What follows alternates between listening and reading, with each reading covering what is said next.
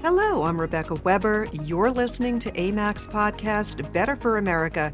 Be sure to like and subscribe to our Rumble channel so that others can enjoy the Better for America podcast just like you. I am delighted to have with us today a guest. Back with us, joining us, he is an actor and producer who has inspired so many by going against the majority opinion in his field by creating faith-based films. Kevin Sorbo, welcome back to AMAC's Better for America. Good to be here. I like the actor producer credit, but I'm also a director. You got to make sure you throw that one in there. Very important. Yes, we can't forget that. Now, in January of this year, you released a new movie, Left Behind, and now you're already releasing another film, Miracle in East Texas. Tell our listeners about this movie.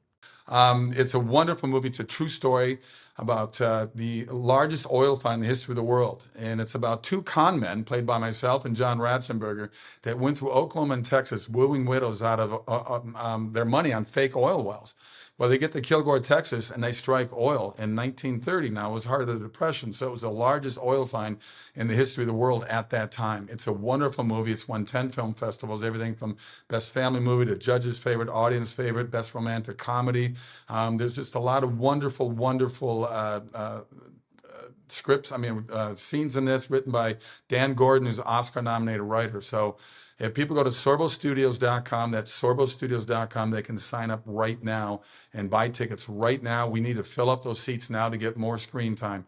We're fighting against Hollywood. They're winning the culture battle. And the movies I do have love and hope and faith and laughter, redemption, things that Hollywood used to do but doesn't want to do anymore. So I like to do movies that have a positive message and that families can go to. It's a PG-rated movie, so I hope people check it out and fill those seats up right now. Our members are going to love it. That's Miracle in East Texas. Mhm. It is inspired by a true story, as you said, and we've got Kevin Sorbo, you yourself, John Ratzenberger, Louis Gossett Jr., Tyler Main, and Sam Sorbo, Yeah. all of them in that film, premiering exclusively in select theaters. And that's October 29th and 30th, so we're excited for that. Kevin, what role do you believe faith and spirituality play in both your personal life and the projects that you've been a part of in the entertainment center? And then can you share maybe a memorable or defining moment from your acting journey that had a significant impact on you, either personally or professionally? Well, they kind of parallel each other, really. And I also Hercules obviously was the thing that put me on the map. I mean, that show ran 7 years, became the most watched TV show in the world back in the '90s. And I got to say that they would probably write that character and show quite different than today's woke insanity. But back then, the writers, even then, even though it was a mythological show with Hercules and all the different gods, they put a lot of moral messages in there, and the families loved that and caught up. And I got a letter from at the time of the '90s, the TV Guide editor, and he said, "This is the one show we watch as a family." And it was just great. I could tell through the letters that were pouring in. I lived in New Zealand 7 years. That's where he shot it. That's where really I learned what we were doing was something that had a big impact on people in a positive way.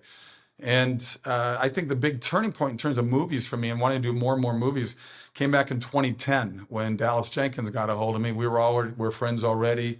Dallas is now doing a very successful series called The Chosen, and he approached me with the script. I read it. And I said, he just wanted my thoughts on it. And I said, who's playing Pastor Ben? And he started listing other actors that I knew. And I said, no, dude, I'm playing this role. And he said, oh man, I can't afford you because it was a really ultra low budget movie. And I said, hey, this script is one of the best scripts I've ever read. Now, I've shot over 80 movies. If you have not seen What If, I highly recommend it. It's in my top three favorite movies I've ever been part of. It's the same writers that did the big hit I was with on a couple of years later called God's Not Dead. And their latest one is Nefarious, the same writers. This movie, What If, it's awesome. It's such a great script, such a great story. Again, John Ratzenberger's in it with me. He's wonderful. He plays this angel who's come down to tell me God's given me a what if in my life. And I think everybody, so there's a fantasy element to it because I think anybody and everybody at some stage in their life go, what if I'd gone down that road? What if I'd done this or done that? And so it's very it's funny. It's a tearjerker. It's just a wonderful movie, and that really opened the door for me to want to do more movies like that. So in 2014, my wife and I formed SorboStudios.com. That's pretty much the road we've been on ever since, and we're going to keep making movies like that. Our biggest thing, of course, is fundraising. I do $3 million budget movies as a whole. People out there go, "Oh, that's a lot of money." That's catering budget in Pirates of the Caribbean or Avengers. Those are $300 million movies. So we have to compete against those heavily visual effects movies with movies that have heart and soul and real. I call them actor scripts. I mean, I'd rather do that anyway, to be honest with you. That's what made me want to be an actor in the first place, is seeing older Hollywood movies where it's just character driven, written by the words of the writers. And you've had such an incredible career in the film industry, and it probably is the toughest industry, and quite unfriendly to Christians and Yes. conservatives. I guess I'm wondering what keeps you going, and here's a question: how do you approach portraying characters with such strong moral or spiritual themes in a way that resonates with audiences? Well, I think what keeps me going is just I love the industry. I'll be honest. I got blacklisted about 11 years ago now. My agent manager said we can't work with you anymore. Studios don't want to work with you because you're a Christian and a conservative. And I have to laugh at that because the left is always the party screaming for tolerance and screaming for peace. They're a very violent party. They're organized in their hate and anger. I don't harbor that kind of hate towards somebody who has a different political point of view or a religious point of view. I really don't. But they do, and they have the power through the media to push us on to other people, to basically brainwash people. And it's just sad to me. And I would love to debate these people, Mhm. but all they do is yell. I mean, they think if they yell really loud that they're correct by being louder. And it's really unfortunate. But I'm going to keep doing what I'm doing because I do love the industry. I love the creative process. I love being on the team of a set. Being on there and working with everybody on both sides of the camera. You mentioned Left Behind and also Miracle in East Texas. I directed both of those. We got a couple more down the pipeline. We're trying to get ready. I've got 4 in post production right now that we've already shot. So I'm staying busy. I figure if Hollywood's going to kick me out, I'll just do my own thing, and I'm doing just fine without them, and that's okay by me. It's really great work, and there's certainly an audience out there. Oh yeah. I'd be curious to hear your thoughts on 2 very popular movies, this summer, both Barbie and Sound of Freedom. And I wanna ask you the question that you yourself posed on Twitter: why isn't the left promoting The Sound of Freedom? Shouldn't everyone be against child trafficking? It's unbelievable. It's like they're openly saying, "Hey, we're for child trafficking. We're for having sex with 6-year-old kids." I mean, it's really sick. And we live in such an, I think the biggest killer, not only in America, but the world, is apathy right now. And people just go, "Oh, well, it's weird to me that there isn't a bigger reaction to Hollywood's reaction not liking this movie just because it's an independent movie that's doing so well." The two things really fueled this movie. They were a bigger budget movie. They needed to get to around $50 million to break even, and they've done that obviously. Um, but when Angel Studios came in off the power of The Chosen and the millions that followed them and fund that series, when Angel Studios speaks, that group of people listen and they said, "Hey guys, pay it forward, buy a bunch of tickets right now," which I'm saying for my movie, go online at sorbostudios.com and do the same thing for Miracle in East Texas, because we don't have the budget that they even had for Sound of Freedom. But what happened was when Hollywood came out to attack this movie, which made zero, I thought for sure this would be one movie that Hollywood would go, "Bravo, yeah, we're against child, sex trafficking as well." But apparently not. And explain that one to me. But what happened is when they came out and did that, a lot of people, and it doesn't matter if you're, on the left or the independent on the right, there's a lot of people in all those areas that are against child sex trafficking. They said, "What is wrong with Hollywood? I'm going to go support this movie because of it." I say it's the same thing. If you remember, I don't know, 25 years ago, whenever it was, when in the music industry was forced to say, "Okay, this CD has graphic language on it." Well, every 13 and 14-year-old kid went and bought it then. I mean, they couldn't have better advertising to buy CDs. So, and I think the music industry knew that as well. It was like, look, I remember when they took smoking out of restaurants, and all the restaurant owners in New York and LA were all, "We're going to lose business." They had more business. They got more business. So these knee-jerk reactions don't usually always pan out the way people think they're going to do, and I think they pan out more the positive way. So for Sound of Freedom, I think they benefited greatly by the negative attack from the Hollywood on that movie. Yeah, and I mean, the American people are certainly loving a lot of these independent films, Yeah. and they're liking the films that really are promoting traditional American values. Yeah. And then if you look at the recent hopeful signs, I call them, of Americans really pushing it back against major corporations' woke agendas, you Mm. look at Bud Light, you look at Target. Um, what do you think Americans can do to not only boycott woke companies, but also to support conservative and Christian initiatives in Hollywood and the media? Well, I think they got to be a little educated about it. I think a lot of people aren't even aware of Sorbo Studios. A lot of people aren't aware of Angel Studios. A lot of people aren't aware of all these production companies that are doing more American value type shows.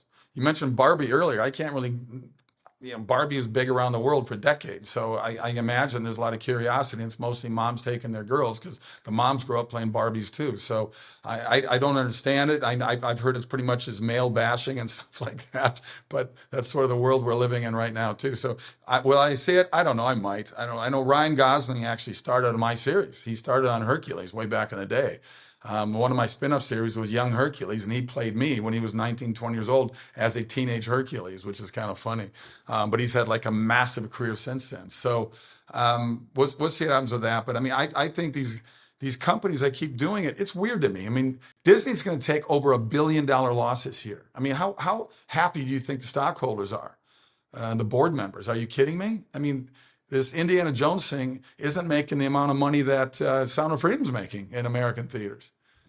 They won't even. I don't think they'll come close to breaking even. They're probably going to lose another 200-300 million just on that movie alone. So, why they want to keep going on this road, and why they want to appease to the smallest percentage of the of American population is so strange to me. And back in the 1950s, Walt Disney said movies and television will influence our youth. Well, hello, I think there's been a huge influence with it, and unfortunately, it's been a negative one. I mean, we took the Bible out of school in '64.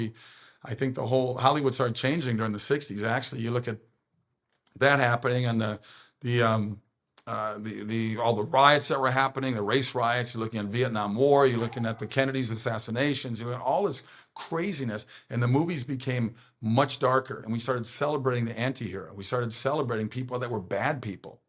A good example is that, and I'm a big fan of both these actors, was Robert Redford and Paul Newman and Butch Cassidy, Sundance Kid. Great movie, highly entertaining. But the reality is, those two real guys, Butch Cassidy, Sundance Kid, were cold-hearted killers. They were not good guys. They weren't good-looking dudes like Paul Newman and Robert Redford that could quip really quickly with clever dialogue. But love the movie. But the reality is, they were not good guys. But we started celebrating the negative people out there, and we've been doing it ever since. Celebrating evil, celebrating, they did baseball cards for real life, Charles Manson's and stuff. I mean, crazy. And the ideas we put in people's heads. I mean, Yeah. it's look at the world right now since COVID. We got governments that are allowing people to do whatever they want, walk into any stores. I just saw a video near where I used to live in California, in Topanga, in a mall there that I used to go to, where 50 kids walked in, sprayed the security guards with bear spray in the face, and then took $600,000 worth of stuff. And Newsom's not stopping this. This happened every day in states like California and New York and my home state of Minnesota. Every day. Defund the police, get rid of the. I mean, what kind of world are we living in? What kind of people do we put in office? These mayors, these governors, and Washington, D.C., where we put people in that all they do is care about themselves. They don't care what's happening to the general Sure. public out there. And it's getting worse and worse every day. So we got a battle on our hands. And I hope there's this positive tipping point out there soon for people to wake up and say enough is enough. I mean, how bad does it have to get? That's right. Just go to San Francisco and look at what those kinds of policies do. Yeah. And, speaking of Walt Disney, I mean, I really think he'd be must be rolling in his grave Oh, no to question. see what's happened to his brand. And American people have stood up, spoken out, and the numbers show it. We see it again, what's happened to Target, Bud Light, the Dodgers. American people are craving, are hungry for the kinds of films that you're directing, producing, and acting. It's just a wonderful thing that you're out there and you're doing such good. We love the positivity, Thank Kevin, you.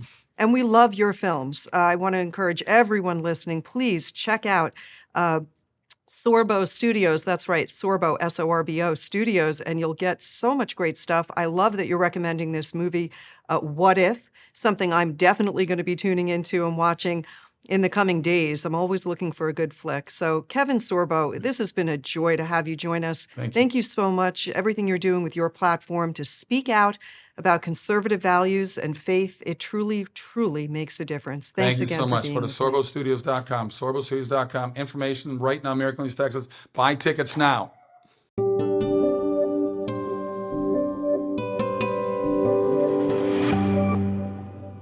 And I want to thank each and every one of you for tuning in today. If you enjoyed this episode, you can listen to more just like it. Check us out on iTunes, Spotify, or by downloading the AMAC app.